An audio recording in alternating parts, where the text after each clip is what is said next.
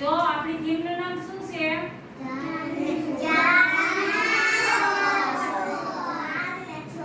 ઝાડ અને છોડ. હવે આ TLM છે તો આમાં ઝાડે છે અને છોડે છે. મનાલી આને શું કહેશું? છોડ. પછી આને શું કહેશું? હવે આ જે અહીંયા વાયવા છે એને શું કહેશું? તો છોડ કેવા હોય? છોડ કેવા હોય? નાના. અને ઝાડ કેવા હોય? તો ઝાડ છે ઈ ઝાડ આપણે શું આપે? ઓક્સિજન.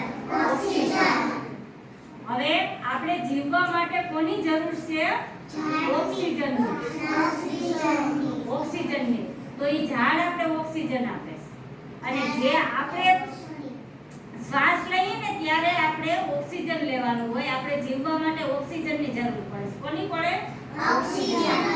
તો એ ઓક્સિજન આપણે ઝાડ પૂરું પાડે. કોણ પાડે? ઝાડ. હવે ઝાડ જો ન હોય તો આપણે જીવી શકીએ નહીં.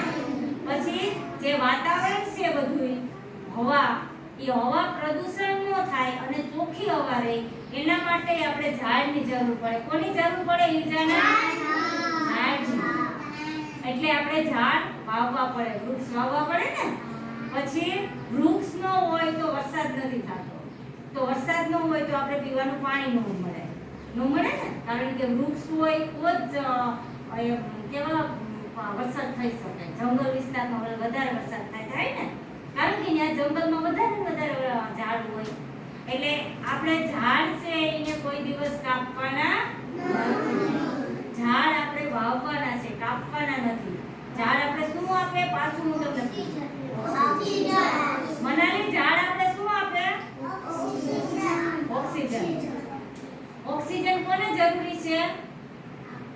ઝાડ આપણે ઓક્સિજન આપે ઈ કોણ લઈશ? આપણે જીવવા માટે ઓક્સિજનની જરૂર છે તો તે ઓક્સિજન આપણે ઝાડ પૂરું પાડે.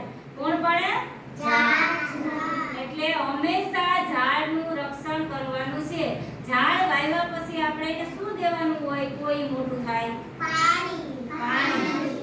તો રોજ આપણે ઝાડ ઘરે હોય ને, પોતપોતાના ઘરે ઝાડ હોય એમાં આપણે પાણી રેડવાનું છે. શું કરવાનું છે? પાણી રેડવાનું.